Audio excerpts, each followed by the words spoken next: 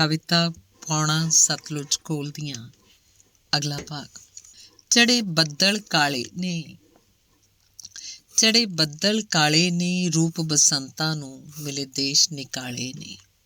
ਸੁਣ ਵੈਣ ਹਵਾਵਾਂ ਦੇ ਵਿੱਚ ਪਰਦੇਸਾਂ ਦੇ, ਪੁੱਤ ਰੁਲਦੇ ਮਾਵਾਂ ਦੇ।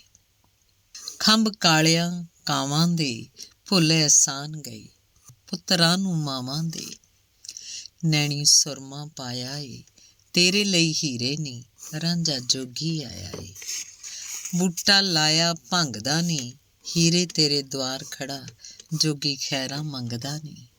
ਮਿਲੇ ਪਿਆਰ ਕਲਾਵੇ ਨਾ, ਰੋਂਦੀਆਂ ਨਦੀਆਂ ਨੂੰ ਕੋਈ ਆਣ ਵਰਾਵੇ ਨਾ। ਤੂਤਾਂ ਦੀ ਛਾਂ ਮਾਹੀਆ, ਪੱਤਿਆਂ ਤੇ ਲਿਖਿਆ ਪੜ੍ਹੇ, ਤੇਰਾ ਬਾਲੋ ਨਾਮ ਆਈਆ।